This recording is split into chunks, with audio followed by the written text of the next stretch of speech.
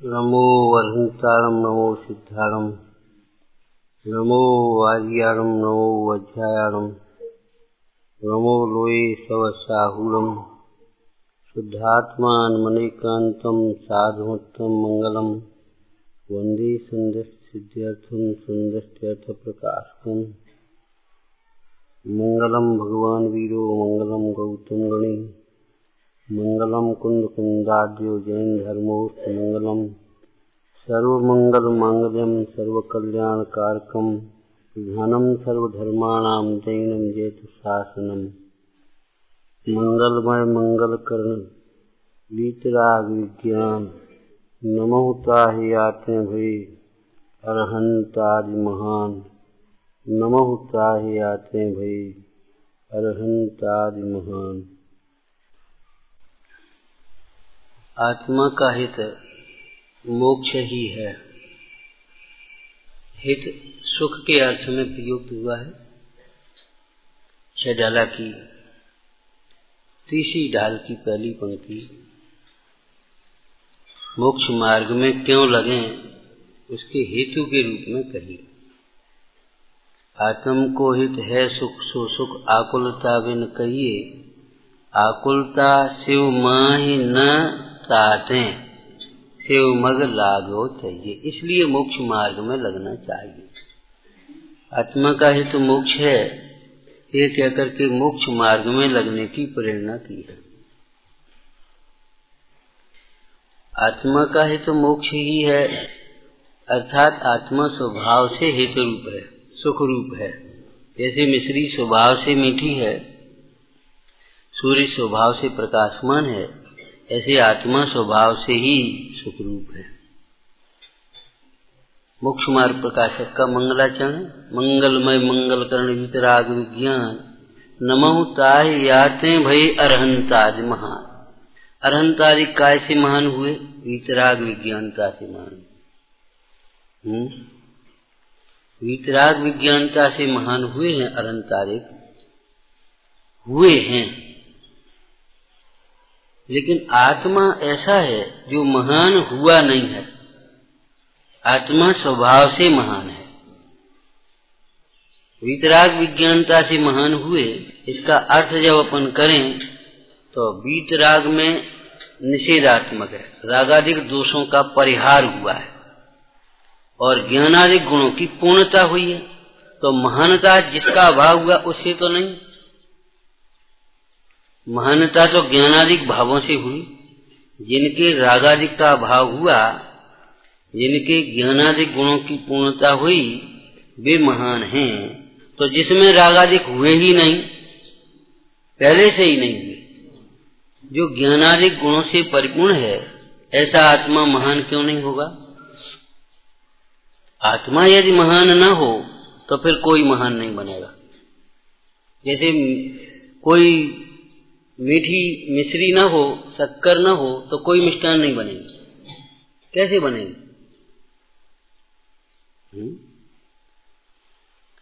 आत्मा स्वभाव से महान है उसे किसी महानता के लिए अन्य वस्तु की आवश्यकता नहीं है। सच्ची बात है अपनी महानता को पहचानना ये ज्ञान है और पर से अपनी महानता मानना ये मान है। इसी शैली में हित को समझना चाहिए। आत्मा स्वभाव से आनंदमय है आनंदित होता है भूल करके दुखी रहता है ये अलग विषय है। जो आत्मा को भूलता है वह दुखी होता है जो आत्मा को अनुभवता है वह सुखी होता है। आत्मा न दुखी होता है न सुखी होता है सुखरूप रहता है। इसीलिए दुख का अकारण कहा उसे और सुख का कारण कहा। और जो सुख का कारण है ना वो सुख रूप ही होता है वही सुख का कारण होता है। जैसे मिठासमय मिश्री मिठास का कारण है खटासमय नींबू खटास का कारण है खारमय नमक खारपन का कारण है। ऐसे ये आनंदमय आत्मा आनंद का कारण।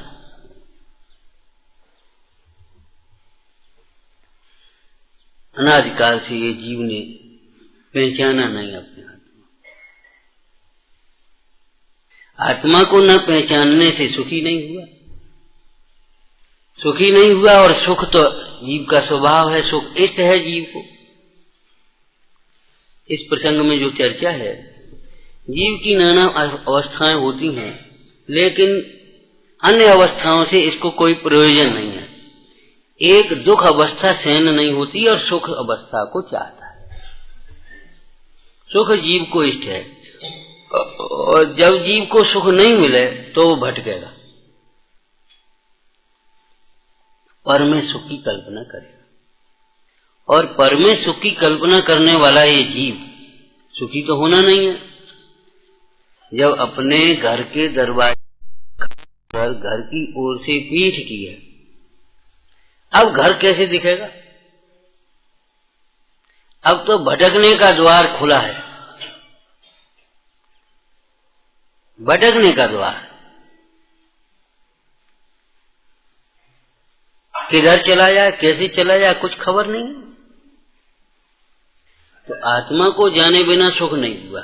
अब जब सुख नहीं हुआ तो कहीं ना कहीं कुछ कल्पना तो करेगा, चलो इससे तो यही ठीक है, इससे तो यही ठीक है, ठीक तो देखा नहीं। तो प्राप्त पर्यायों में तन्मयपना हुआ। जब प्राप्त पर्यायों में तन्मयपना हुआ तो मोह इसी का नाम है। आत्मा की ओर से देखें तो आत्म स्वरूप को भूलना सो मोह, और पर की ओर से देखें तो पर को अपना मानना मोह। दोनों बातें एक साथ होती हैं। किसी न किसी को अपना तो मानेगा ही। तो जब ये जीव को अपना स्वरूप नहीं दिखा, तब ये जीव को जो दिखता है स्थूलपने, उसे ही अपना मानता है। अब जब उसे अपना मानता है तो उसके लिहाज से सारा चिंतन प्रारंभ होता रहता है। क्या मतलब? फिर उसे आत्मा से कोई मतलब नहीं, वो तो जाना ही नहीं है। वो इसकी अनुकूलता जहां दिखती है वहां सुख की कल्पना करता है, और इसकी प्रतिकूलता दिखती है वो दुख की कल्पना करता है। इसको बात आदि की प्रकृति है, दर्द वगैरह की, तो गर्मी अच्छी है, सर्दी बहुत खराब है। सर्दी में बहुत तकलीफ रहती है। क्या तकलीफ? वो शरीर की ओर से ही तो देखेगा। जिसकी पित्त प्रकृति, उन्हें कि भाई गर्मी बहुत परेशान करती है, सर्दी तो ठीक है, सर्दी में कोई दिक्कत नहीं। अब बोलो, उसने काय की अपेक्षा से ये चिंतन प्रारंभ किया। माने शरीर के लिए अनुकूल, इच्छा के अनुकूल उसे अपना इष्ट मान लेता है, और शरीर के लिए, इच्छाओं के लिए जो प्रतिकूल है उसे अपना प्रतिकूल मान लिया। अनुकूल और प्रतिकूल का जो व्यवहार है वह भी उसका मिथ्या हो गया। व्यवहार भी क्यों? व्यवहार में भी देखा जाए तो जो धर्म के अनुकूल है वह अनुकूल कहें तो एक व्यवहार चलेगा, लेकिन धर्म के अनुकूल नहीं है उसे हम अनुकूल कहें तो क्या है? ये मोह जिए के वृथा अनकल्पना हो।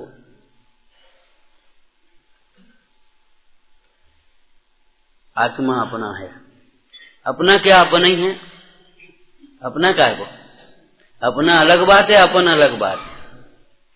पुत्र अपना और पुत्र अपने नहीं बनती। अनंत गुण अपने हैं लेकिन अपन नहीं है। गुण पर्याय अपनी, अपनी गुण पर्याय भी अपन तो नहीं है ना। अपन होना अलग बात है। तो आत्मा अपना ही नहीं, अपना ही है, ये समझो। तो आत्मा जब अपन है तो आत्मा के अनुकूल हो उसे अपना कहें तो एक व्यवहार बन सकता है। ये कैसा व्यवहार है जो आत्मा को भुलाए उसे हम अपना कहें?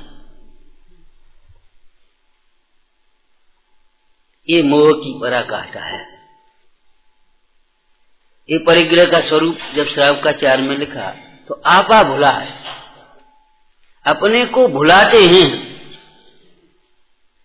कि अपने को बताते हैं।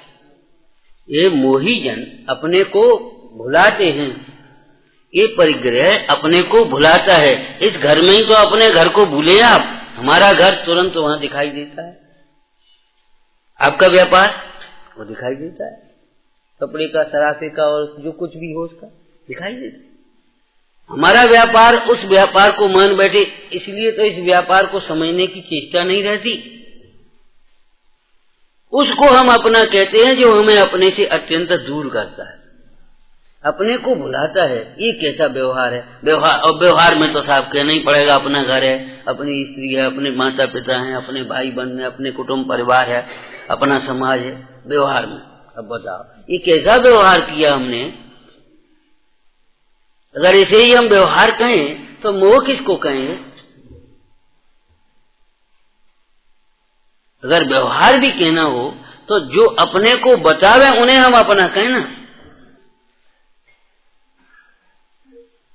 लेकिन देह को अपना माना तो देह के संबंध से जो लगते हैं वे अपने, ये अपना लड़का है, ये पराया लड़का है।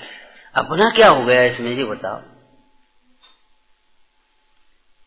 अपना क्या अंश है उसमें? अपना क्या संबंध है उसे? और उसके मोह में नाच रहा है। भाई मोह में मत नाचो। अव्यक्त होकर के शांत नृत्य की प्रेरणा की है आचार्य महाराज ने। मोह में मत नाचो। कोई जीव अपने को पर्याय रूप मत देखो। लेकिन ये बातें केवल उपदेश में और शब्दों में चर्चा में रह जाएंगी जब तक उपयोग अंतर्मुख नहीं होगा। तो यह जीव जब देह को अपना माना तो उस लिहाज से सुख दुख की कल्पना करता रहता है निरंतर। देह के अनुकूल हाँ अब तो ठीक है, इच्छा के अनुकूल उसे अब तो ठीक है, ठीक माने उसे सुख मान करके निश्चिंत होता है। तो उसका प्रतिफल क्या आता है कि उसे अनुकूलता को सुख मानने के कारण ये जीव जब तक वह मिलता नहीं तो उसकी प्राप्ति के लिए आकुलित रहता है। और यदि भगवान भी मिले तो उनसे सच्चे सुख का मार्ग प्राप्त करने के लिए प्रयत्नशील नहीं रहता, उद्यम नहीं करता, वह उनसे इंद्रिय सुख के लिए ही कामना करता है। जिन भगवान ने ये कहा है कि इंद्रिय सुख सुख नहीं, अतीन्द्रिय सुख ही सुख है, अतीन्द्रिय ज्ञान ही ज्ञान है और अतीन्द्रिय सुख ही सुख है, इंद्रिय सुख समस्त दुखों का मूल है और एकांत इंद्रिय ज्ञान अज्ञान रूप ही है। जब तक यह जीव को अतीन्द्रिय ज्ञान नहीं प्रकट होता तब तक यह जीव का ज्ञान अज्ञान ही समझना चाहिए। उन भगवंतों के सामने हम इंद्रिय सुख की कामना लेकर के आए और कदाचित कामना पूरी हो गई तो ऐसा लगने लगा हमारी पूजा भक्ति सफल हो गई, हमारा आयोजन सफल हो गया। सफलता का मूल्यांकन हमने कहाँ किया? जो इच्छा थी सो पूरी हो गई। अरे इन भगवंतों के सामने यदि हम आए और हमारी वो वासना मर गई, हमारी वो मान्यता टूट गई, भ्रम टूट गया, तो हमारी पूजा भक्ति सफल हुई। ये भगवान आपका दर्शन सफल हो गया। क्यों? देह हमें अब अपनी नहीं दिख रही, हमें देह से भिन्न अपना स्वरूप दिखा, हमें अपना सुख समझ में आया, इस सुख की हमारी अभिलाषा मिट गई। ये सफलता है उस पूजा की। वैद्य के समीप जाते हैं तो रोग के अभाव का प्रयत्न करते हैं और भगवंत के समीप आते तो राग की पूर्ति की कामना करते हैं। किसी विडंबना। और पढ़ने को प्रसंगानुसार पढ़ते ही रहते। राग आग दहे सदा, राग तो आग है तो बुझाने लायक है।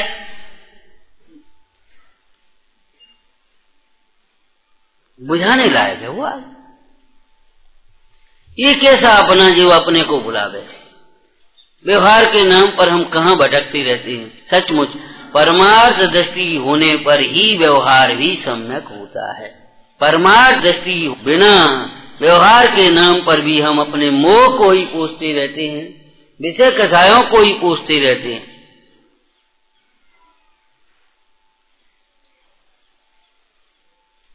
मोक्ष को हित से जोड़ा है। देखो मोक्ष की बात अगर किसी से कहो तो बहुत से लोग ऐसे मिल जाएंगे, आप भाई चले जाओ मोक्ष, क्या है वहां, अकेले बैठे रहो। कई लोग तो जाने क्या क्या बोलते, घंटे से लटके रहो,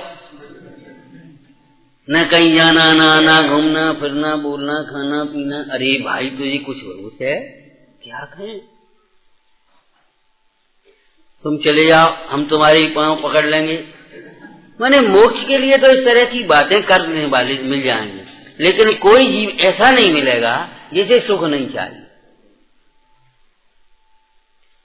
और ये मोक्ष मार्ग के लिए हमारा ईमानदारी से प्रयत्न इसीलिए नहीं हुआ कि हमने इसे मोक्ष मार्ग अलग मान लिया, ये कोई अलग चीज है विद्वानों की, त्यागियों की, अथवा तो जिनके पास अपने खाने को नहीं है, पहनने को नहीं है, रहने को नहीं, कुछ नहीं, गरीब आदमियों की चीजें। ऐसी मान्यताएं विपरीत बैठी हैं कथाओं की तीव्रता में। सादगी गरीबों का लक्षण मान लिया। कहां से मिलाया आपने सादगी गरीबों का लक्षण?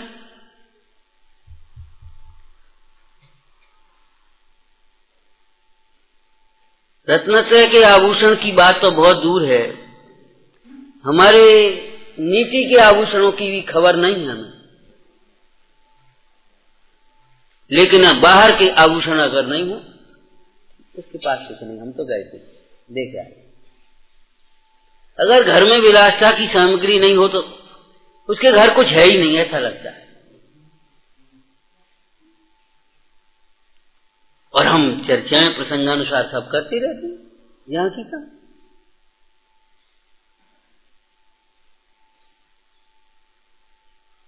इसलिए ये बात कह रहे आत्मा का हित मोक्ष। उसके घर में कुछ नहीं है। किस घर में? जिस घर में भगवान जिनेंद्र देव की पूजा भक्ति नहीं होती, गुरुओं की उपासना नहीं होती, सत पात्रों को भक्ति से दान नहीं दिया जाता, दीन दुखियों के प्रति करुणा भाव नहीं रहता, इतना तो व्यवहार का कथन है चरणानुयोग का। सच बात तो ये है, उस घर में कुछ नहीं है जिस घर में वेद ज्ञान नहीं।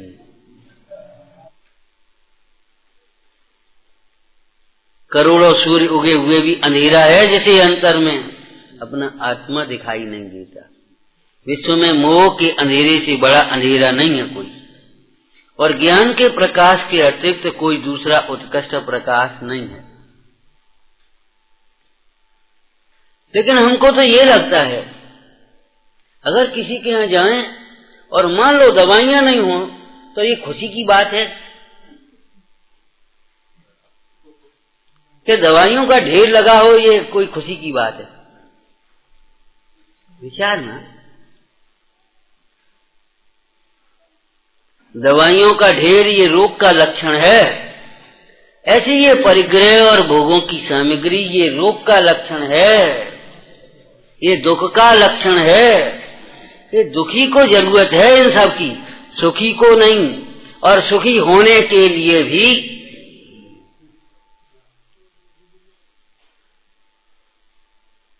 विडंबना है। ये कुपथ से बीमार होता है और औषधियों से ठीक होना चाहता है। कुपथ से बीमार हो तो कुपथ को छोड़े, पथ्य का सेवन करे तो ठीक हो। कुपथ में केवल भोजन पान ही नहीं, विचार भी आना चाहिए।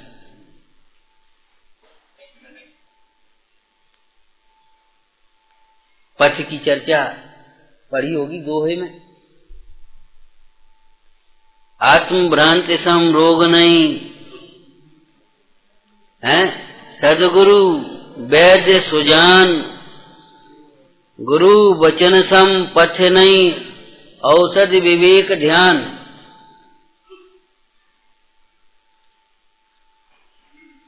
लेकिन शरीर में अगर बुखार खांसी वगैरह नहीं हो तो लगता ही नहीं है कोई रोग है। पिछली बार भी ये कहा था, भगवंतों के समीप, जिनवाणी के समीप, संतों के समीप इस तरह से आना चाहिए जैसे रोगी वैद्य के समीप रहता है।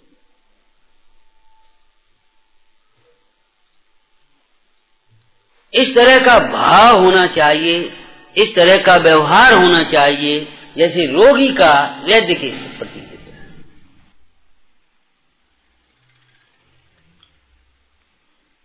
रोग का इलाज कराने जाते हैं, शर्त नहीं लगाते, वहां समर्पण भाव रहता है।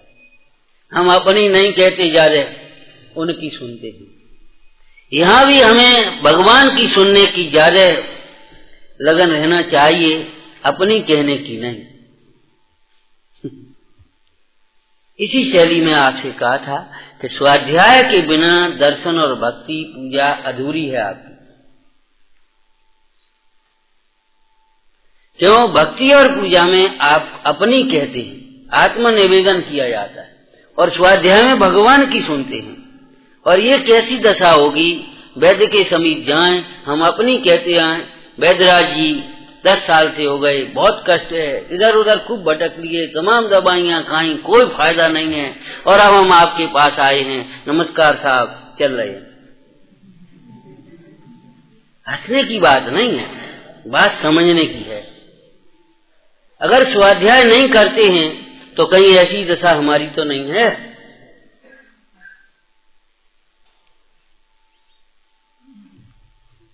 हमने तो एक पार्टियां बना ली, ये स्वाध्याय वाले, ये पूजा वाले। पूजा होती रहेगी, भक्ति होती रहेगी, स्वाध्याय वाले नीचे बैठे रहेंगे, इधर उधर बैठे रहेंगे, मतलब इकट्ठा करें चाहे कुछ भी करें, लेकिन वहां आकर के नहीं, वो भक्ति हो रही है अभी तो, जैसे कोई। और भक्ति वाले भक्ति करी और उस अब स्वाध्याय होगा, क्या हो गया? भक्ति के बिना स्वाध्याय नहीं होता। जब भगवान के प्रति भक्ति नहीं तो उनके वचनों को सुनने का उत्साह कैसे होगा और उन पर विचार कैसे होगा? जिनके प्रति हमें भक्ति आदर भाव नहीं है, उनकी बातों पर हम विचार नहीं किया करते, चलेगा ही नहीं आपको। जब भगवंतों के प्रति आदर और भक्ति नहीं है, तब विचार कहां से आएगा उनके वचनों का? और भक्ति है, उनकी बात न सुने, ये कैसे संभव होगा?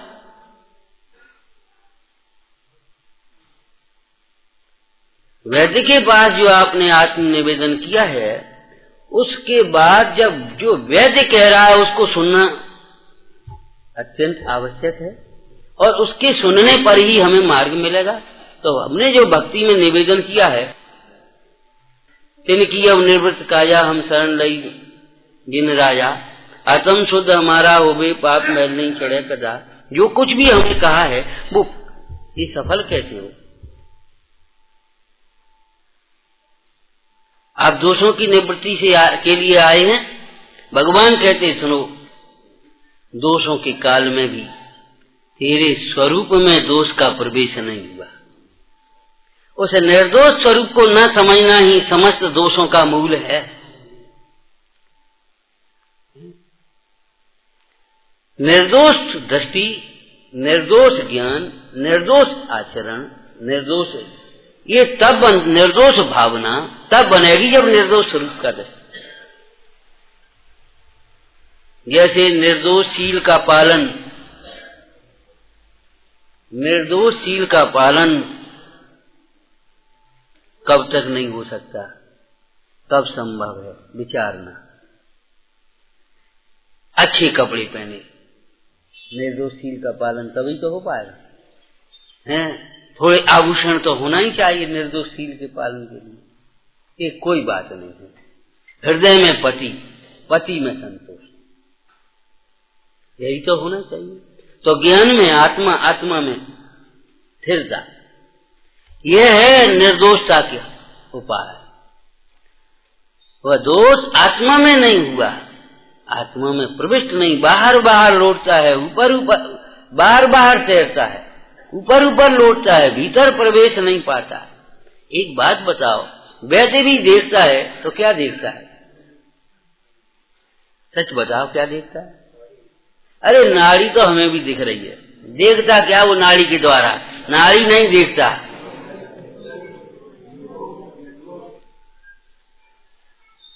एक रोगी को उसने देखा और कह दिया घर ले जाओ भाई। डॉक्टर साहब पैसा देंगे, कैसी बात है आप कर रहे हैं, घर का को ले जाओ, अब दवा दो। बोले भाई अब कुछ है नहीं। और दूसरे को देखा, ठीक है इसको रोको, दवाई दे। क्या बात है? क्या देखा उसने? रोग के काल में निरोगता का सामर्थ्य, रोग के काल में रोग भी देखा और उस समय में निरोग होने की शक्ति सामर्थ्य देखी कि नहीं उसने? अगर निरोग होने की शक्ति सामर्थ्य दिखती है बेहोश है तो होश में आ जाएगा, और मृत है तो अब क्या करेंगे? रोग के काल में निरोगता का सामर्थ्य देखते हैं कि नहीं, और निरोगता के लक्ष्य करके ही, आश्रय करके ही रोग का इलाज किया जाता है। जब लौकिक के रोगों के इलाज में ये प्रक्रिया है तो मोक्ष मार्ग में ये प्रक्रिया कैसे नहीं है? निर्दोष स्वरूप के लक्ष्य के बिना, दृष्टि के बिना परिणति निर्दोष कैसे हो सकेगी?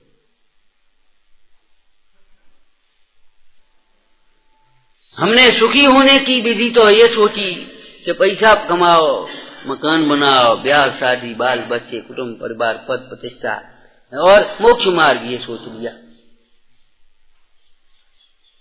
ठीक है, देख लेंगे, उसको भी देख लेंगे, अभी तो समय नहीं है। ये वृत्ति हमारी हो गई। मोक्ष को और सुख को अविनाभावी लेना चाहिए। एक मोक्ष दशा ही सुखरूप अवस्था है। मुक्त दशा कहो, पर निमित्त संबंध से रहित स्वभाव परिणमन कहो, वह सुखरूप है। छूटने की सरल भाषा में कल कही थी ना, मोक्ष माने छूटना, छूटने में सुख है। अगर सुखी होना है तो छूटे कैसे ये सोचो। सुखी होने के नाम पर फंसते चले जाएं, ये तो कोई विधि नहीं। विश्राम के नाम पर भार बढ़ाते चले जाएं, ये कोई उपाय नहीं। मुनिराज कहते हैं, भव भय भीरता के कारण परिग्रह विस्तार को अब तो छोड़ो। भव भय भीरता के कारण परिग्रह के विस्तार को अब तो छोड़ो। परिग्रह का विस्तार हो रहा है, मतलब ये है भव भय का विस्तार हो रहा है।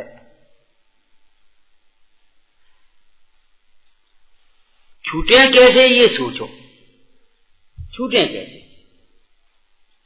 भगवंतों का दर्शन करो तो इतना ही दर्शन करो, ये काम ना करो। कहा था भगवान को खुश करके अपनी कामनाओं को पूर्ति करने का मार्ग ये जिन भक्ति नहीं है। भगवान को देखकर सुखी होने की कला सीखना है। जब यहां आओ तो देखो ये दशा है सुख की। जगत की ओर देखना ये सुख का मार्ग नहीं है, सुख का उपाय नहीं है। अपनी ओर देखना ये सुख का उपाय। अपनी ओर देखने से जीव सुखी होता है। जगत की ओर देखने से जीव सुखी कैसे हो? 3 वाक्य कहे थे। जगत की ओर देखता है वह भिखारी होता है, भगवान की ओर देखता है भक्त होता है, और अपनी ओर देखता है तो भगवान। भगवान जगत देखो, जब पुण्य का समोषण, केवल ज्ञान हुआ, समोषण की रचना हुई, वहां पर बैठ गए। न तो ये विकल्प हुआ, हम तो अकेले बैठे थे और ये क्या हो गया, और न उस शोभा को आंख खोल करके देखने का विकल्प है। भगवान की ये शिक्षा समझ लेना चाहिए। ये जगत का वैभव, पुण्य का वैभव आंख खोल करके देखने लायक भी नहीं है। हमारी पद्धतियां एक रूढ़ी की पद्धतियां हो गई। बहुत बार बैठे रहते हैं, सोचते रहते हैं कि ये क्या हो गया, समझ में नहीं आता। ये व्यवहार कैसा व्यवहार है हमारा, जहां हमारा उस व्यवहार का लक्ष्य ही हमारे पास नहीं रह पाता।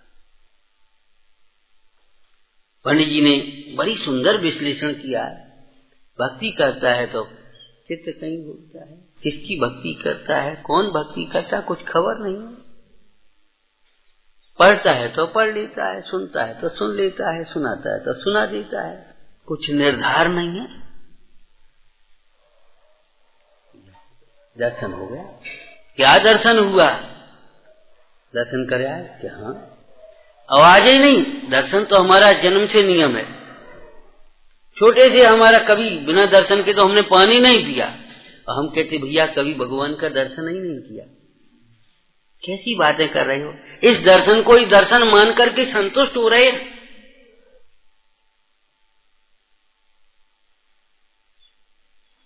भगवंतों की साक्षी में दर्शन करके आए तो क्या दर्शन किया ये बताओ। दर्शन का अर्थ मोक्ष मार्ग में श्रद्धान होता है, सामान्य अवलोकन नहीं।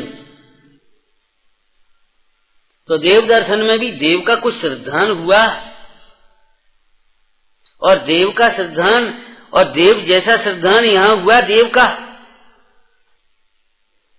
आचार्य कुंद कुंद स्वामी तो कह रहे भैया, जो जानत अरहंतम सो जानत अपाणम। गाथा तो आपको याद है, जो जानत अरहंतम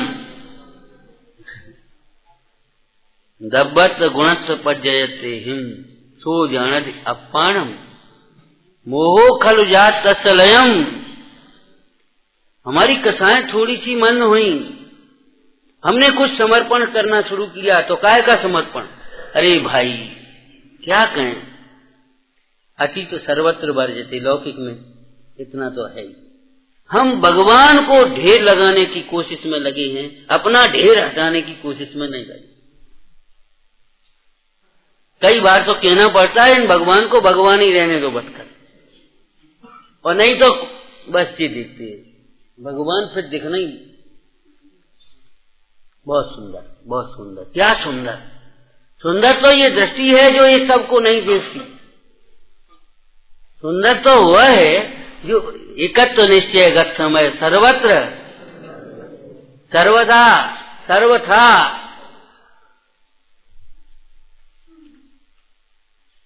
ये सुंदर है, वही सुंदर है। ये सुंदर नहीं है वो कैसा सुंदर। इन भगवंतों को निहारो तो सही, देखो तो सही। एक तक जन तुमको अविलोद अवर विषय रति करे न कोई, होकर क्षीर जलद जलपान खार नीर।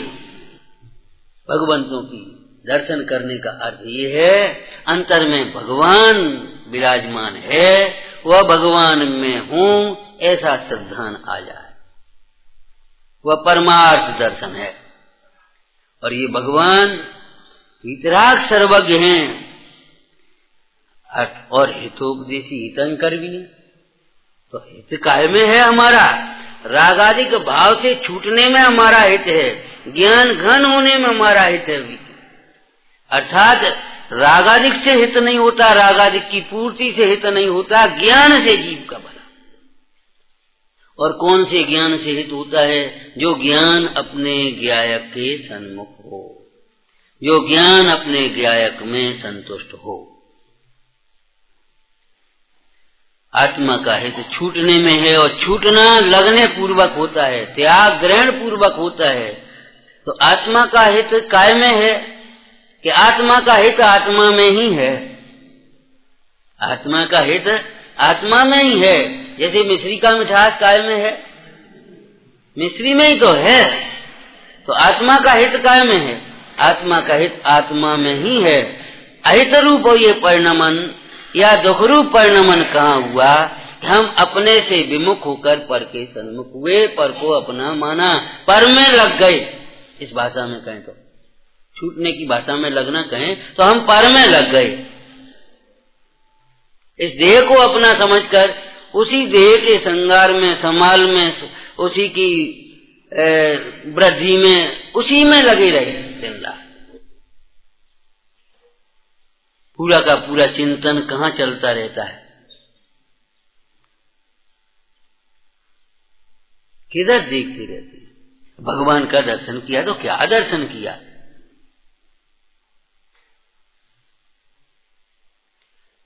अभी तो व्यवहार भी बहुत दूर है भाई, व्यवहार बहुत दूर है। किसी की कोठी देखते, किसी की गाड़ी देखते, किसी का कुछ सामान, अब की ऐसी नहीं। और यहाँ देखते बस कुछ नहीं, यहाँ देखते तो वही। ऐसी दशा हमारी हो, ये भाव भी, संकल्प भी हमारा नहीं बन पाता।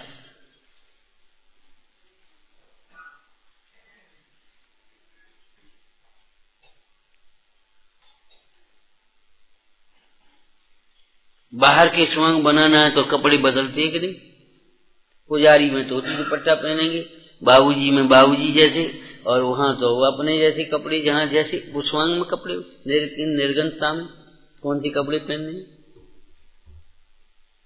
पहनने नहीं है। तो छूटना, एक को छोड़ा एक को ग्रहण किया, किसी को इष्ट मानकर ग्रहण करता है, ग्रहण करता है उन्हें उसे अपना मानता है, उसको प्राप्त करने की भावना करता है, मिल जाए तो मगन हो जाता है, फिर कुछ सोचता ही नहीं इसका वियोग भी होना है। ये भी बात पंडित जी को कहने पड़ी, इस पर्याय की तो थोड़े काल स्थिति है, कहाँ हो, इसे अपना मानेंगे तो इसके छूटने पर रोएगा कौन, दुखी कौन होगा।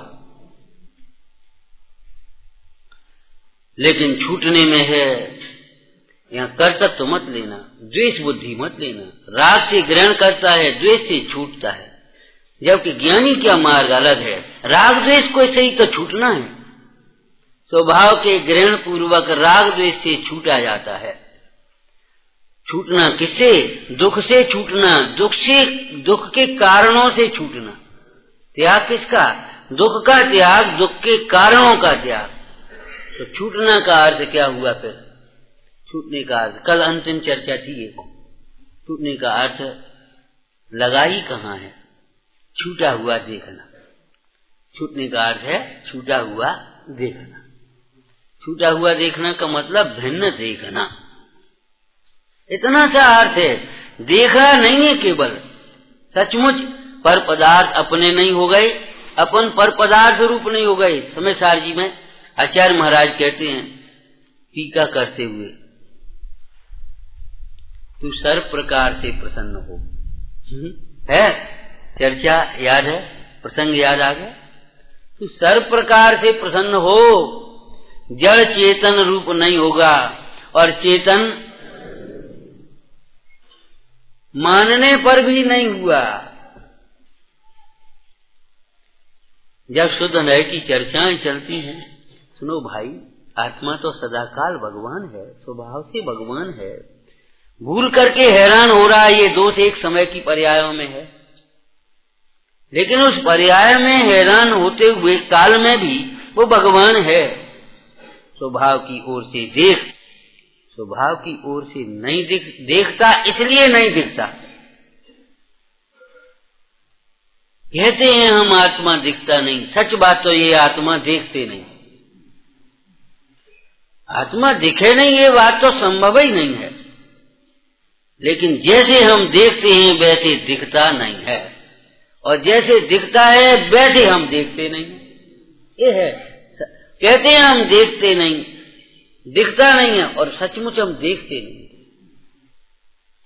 ये बातें ऐसी हैं जैसे हम मिश्री में मिठास को कहें,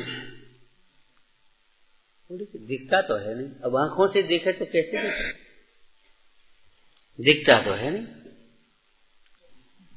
मिश्री का मिठास आंखों से नहीं दिखता, मिश्री का मिठास देखने की कला कुछ अलग है, उसको जिह्वा पर रख, जो जिसका विषय है उससे दिखेगा ना।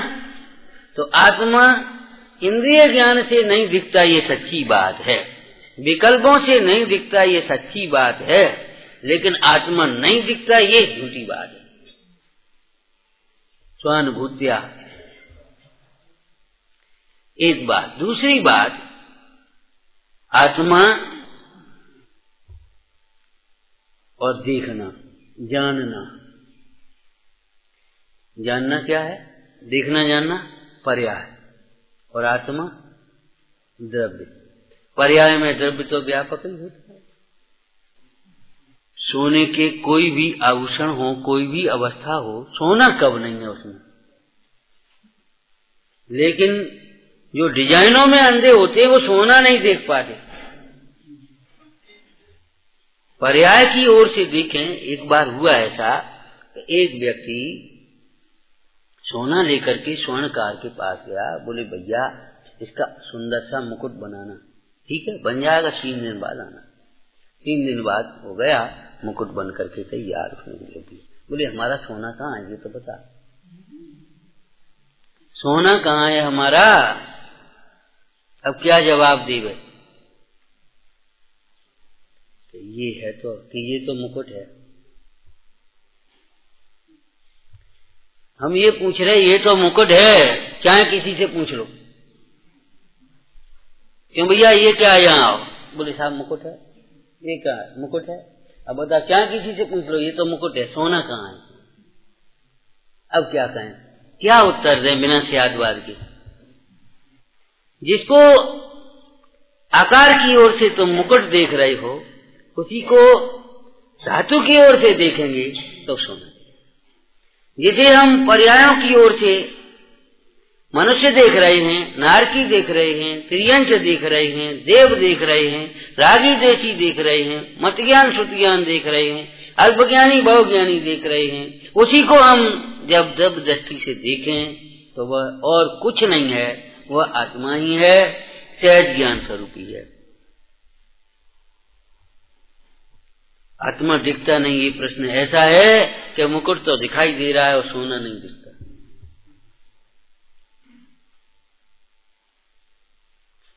ये मनुष्य दिखाई देते हैं, ये त्रियंच दिखाई देते हैं, ये नारकी तो तुम्हें दिखाई नहीं दे रहे, देव नारकी, लेकिन मनुष्य और त्रियंच दिखाई देते।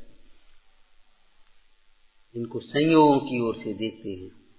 इन्हीं को अगर स्वभाव की ओर से देखें तो हम तो अल्पज्ञानी, हम तो मूढ़ हैं। अरे तुम अगर अपने को स्वभाव दृष्टि से देखोगे तब तुम्हें दिखाई देगा कि ये भगवान। तो आत्मा तो सदा काल भगवान है, स्वभाव से भगवान है, अपने वैभव से वैभववान, उसका नाम भगवान। अपने वैभव से, आत्मिक वैभव से वैभववान, उसका नाम भगवान। तो एक बालक बैठा, सच्ची बात है, बोला मान लिया हमने भगवान है, तो क्या भगवान हो गए? तो बात तो सच्ची है, मानने से क्या होता है? बिल्कुल ठीक, हमने मान लिया भगवान है, तो क्या भगवान हो गए? अरे तपस्या करेंगे ऐसे ही भगवान थोड़ी हो जाते। आपने कह दिया भगवान है, भगवान मान लो, मानने से भगवान हो गए।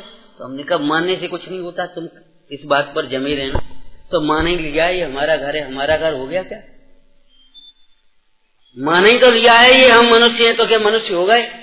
जब मानने से कुछ होता ही नहीं है, तो ये भी तो आपने मान ही लिया है कि हम बड़े आदमी हैं, हम पंडित जी हैं, हम गृहस्थ हैं, ये मान ही तो लिया है।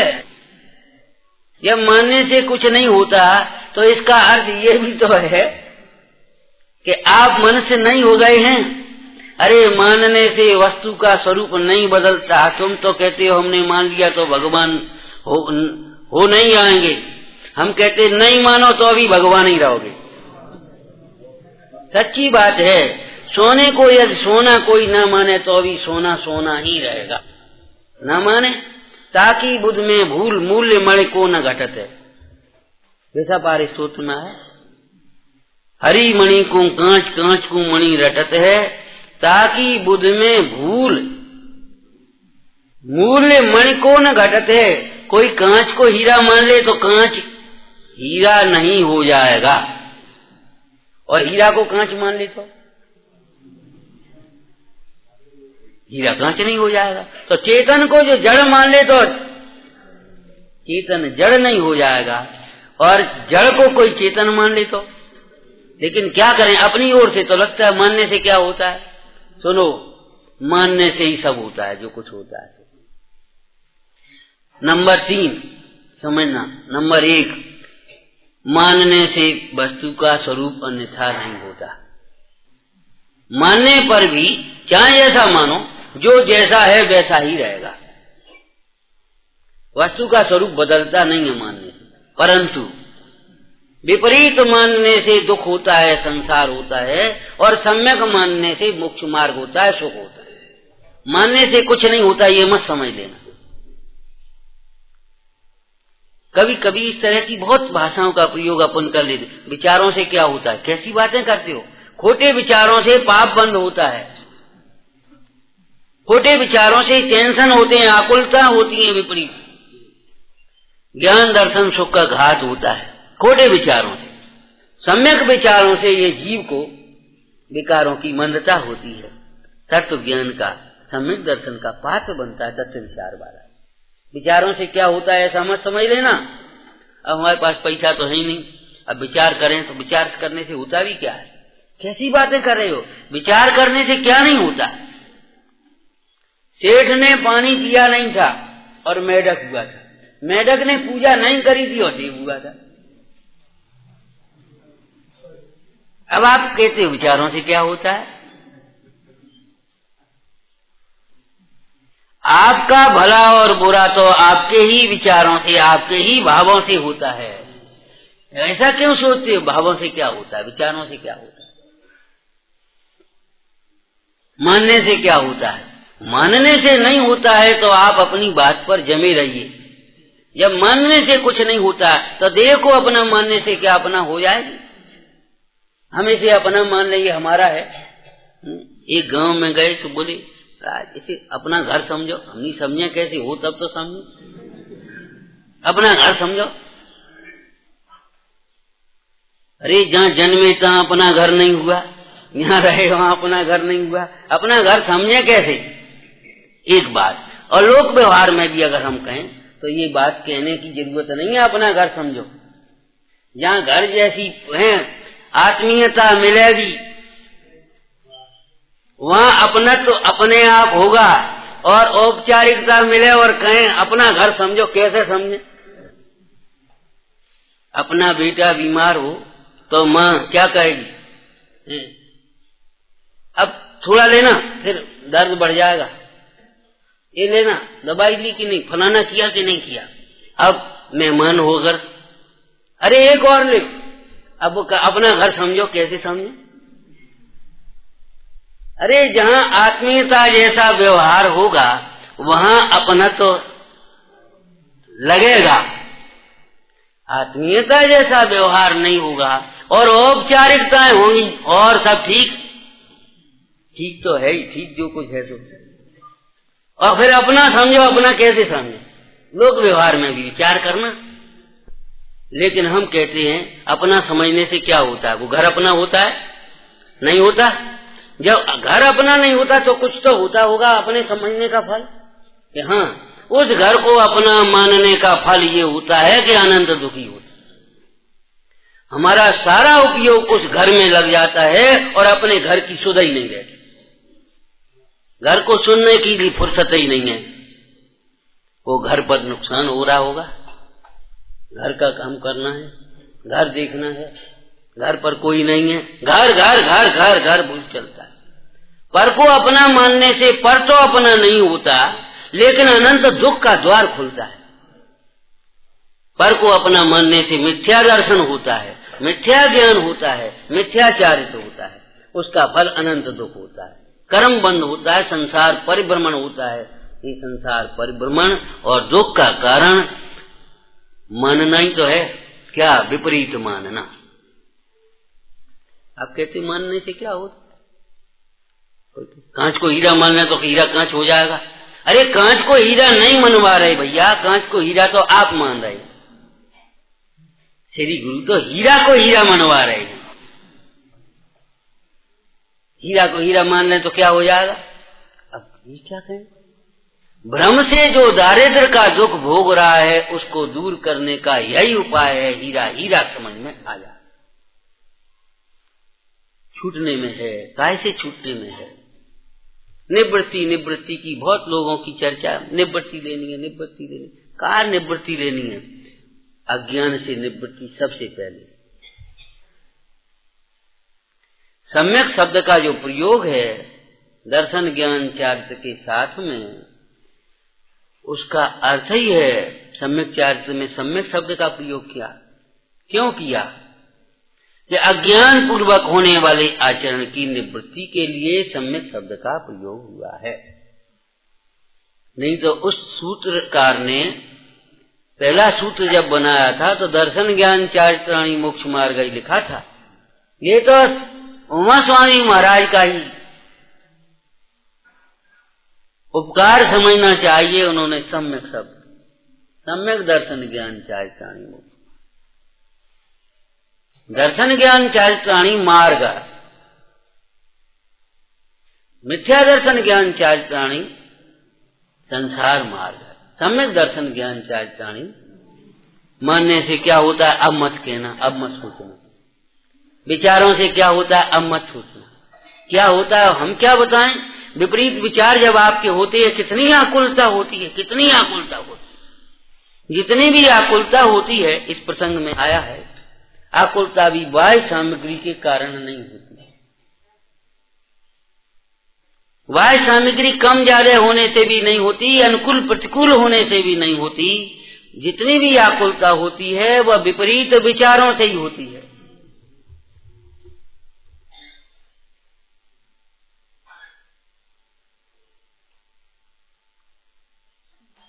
और विपरीत विचारों में पड़ा हुआ जीव विपरीत विचारों को नाना प्रकार के कुतर्कों से, पक्षों से, नयों से, किसी प्रकार से भी पोषण करने वाला जीव सम्यक्त्व का अर्थात सुख का पात्र भी नहीं है।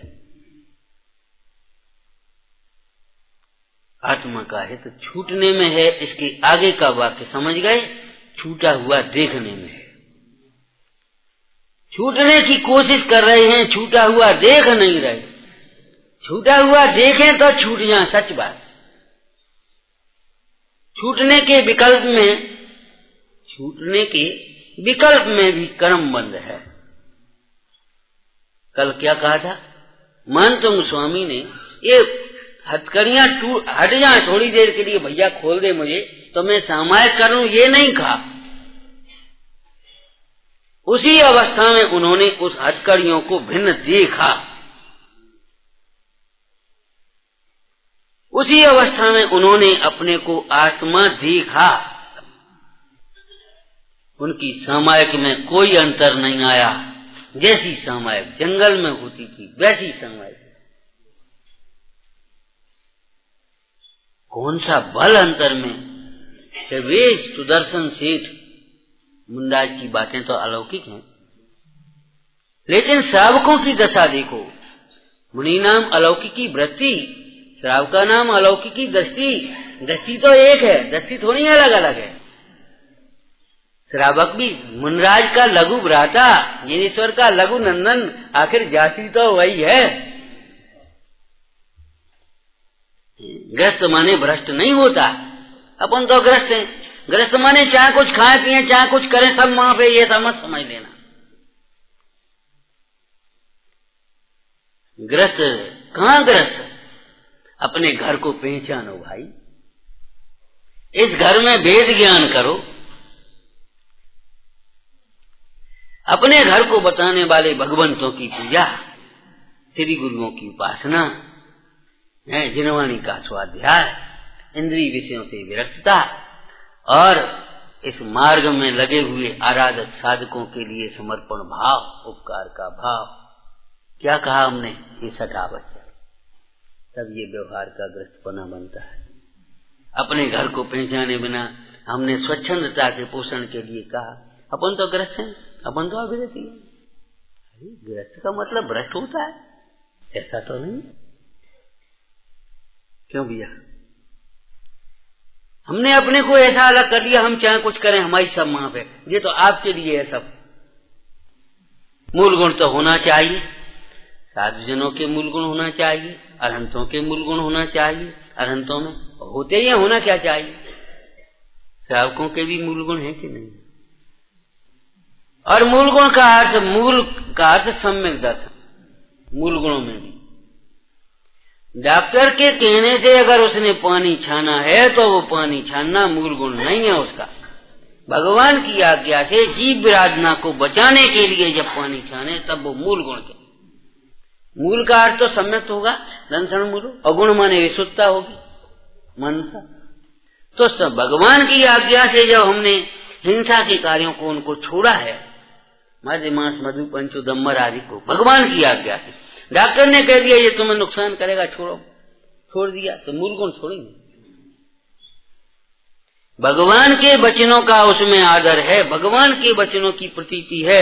हमें वे नहीं दिख रहे आंखों से वे जीव, तो अभी हम ये थोड़ी कह रहे कहाँ है जीव। अरे हमें नहीं दिख रहे हैं, भगवान के ज्ञान में दिख रहे हैं। उनकी विराधना को बचाने के लिए वो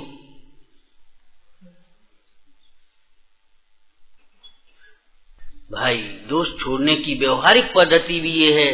जब एक उंगली जहां जाती है तो तीन अपनी ओर आती है। जितनी हम सूक्ष्मता से और जितनी रुचि से दूसरों के दोष देखते हैं, उससे बड़ी सूक्ष्मता से यदि हम अपने पर्याय में होने वाले दोषों को नहीं देखें तो दूर करने के लिए हम तैयार ही नहीं होंगे। लेकिन पर्याय में दोष हैं, अगर ये भी हम समझ लें थोड़ा सा पढ़ सुन करके, लेकिन निर्दोष अगर स्वरूप नहीं देखें तो दोष दूर कभी नहीं हो पाए। बाबा जी को प्राशुक पानी पीना था और पानी अधिक गर्म हो गया। बाबा जी बोले इतना गर्म पानी अब बताओ कैसे पिया जाए, और बाई बिल्कुल नहीं घबराई। बोले पानी तो गर्म हो गया, बिल्कुल नहीं घबराई। क्यों? बोले अभी रुको। उसने थाली में डाला। कौन सा बल था बोलो? क्या स्वभाव? कि वो उष्ण अवस्था के काल में भी शीतल स्वभाव है। टोडरमल जी ने जो निषेध किया है, उष्ण जल को शीतल मान करके पिएगा तो मरेगा, लेकिन उष्ण जल को उष्ण जल मान करके ही बैठ जाएगा तो प्यासा नहीं रहेगा। उष्ण अवस्था के काल में शीतल अवस्था नहीं है, ये बात सत्य है, लेकिन उष्ण अवस्था के काल में शीतल स्वभाव नहीं है, ये बात नहीं है। उस शीतल स्वभाव का आश्रय करके उष्णता के निमित्तों से उसे हटाया, संपर्क से दूर किया और वो शीतल परिणति प्रकट हुई। ऐसे ये विभावों से छूटने की कला है। निवृत्ति के नाम पर, त्याग के नाम पर, छूटने के नाम पर किससे छूटना है, किसे निवृत्त होना है, ये तो बताओ। किसका त्याग करना? त्यागने से पहले त्यागने योग्य समझना चाहिए। और जिसका त्याग करने चलेंगे हम, जिसको हटाना चाहेंगे हम, अगर स्वभाव के समीप देखेंगे तो स्वभाव में है ही नहीं, और स्वभाव के पर वहां टिके होने पर वो अपने आप हट जाए। ये फर्श गंदा हो जाए, भाई ये तो गंदा हो गया, इसको साफ करना है। तो गंदा होने का अर्थ क्या है? अगर साफ करने का ये भाव कैसे आया, किसको आया? जिसको इसके भीतर उज्जवल पाषाण वो फर्श दिखाई दे रहा है, और उस गंदगी को उसने छुटाने का अर्थ क्या? कितना वो घिसेगा उसको, कितना धोएगा उसको। छूटने का अर्थ ये प्रारंभ भेद ज्ञान में आएगा। जिसको छोड़ने जाते हैं, स्वभाव के समीप देखने पर वह स्वयं छूटा हुआ भासता है, और स्वभाव के लक्ष्य से ही पर्याय में वह उत्पन्न नहीं होता। इसका अर्थ है छोड़ना। भासता ही नहीं अकेला। स्वभाव का लक्ष्य होने पर वह दोष, पर्याय, मोह, राग, द्वेष आदि भाव रूप परिणमन वह उसमें भासता तो है ही नहीं। लेकिन एक और बात होती है, स्वभाव का भान होने पर स्वभाव के आश्रय से वो पर्याय में फिर प्रकट भी नहीं होता, इसलिए छूट भी जाता है। समझसार की शुद्ध आत्मा की महिमा आचार्य भगवंत ने इन्हीं शब्दों में कही है। अनंत शक्तियों से संपन्न युक्त वह शुद्ध आत्मा तत्व ऐसा है जिसके ग्रहण करने पर ग्रहण करने योग्य सर्व का ग्रहण हो जाता है, और छूटने योग्य सबका क्या हो जाता है, छूट जाता है। आत्मा का है छूटने में है, तो फंसने के प्रयत्न में मत लगे रहो। छूटे कैसे ये सोचो, और छूटने में भी थोड़ा बहुत बाहर का छोड़ छाड़ करके संतुष्ट मत हो जाओ। छूटने योग्य किससे छूटना है ये बात समझें, और काय के आश्रय से छूटेंगे ये बात समझें। वह तत्व छूटा हुआ तत्व है, विश्व के ऊपर तैरता हुआ तत्व है। और आपको मालूम है, समुद्र में, नदी में तैरने में कौन निमित्त होता है? पानी के ऊपर तैरती हुई काठ की नौका वही तैरने में निमित्त होती है। स्वयं डूबती हुई पत्थर की नौका तो रहने दो भाई, सोने की यदि नाव भी हो तो तैरने में निमित्त नहीं। पत्थर की नौका नहीं, सोने की नौका। वो पानी पर तैरती नहीं है तो आपको तैरने में निमित्त कैसे होगी?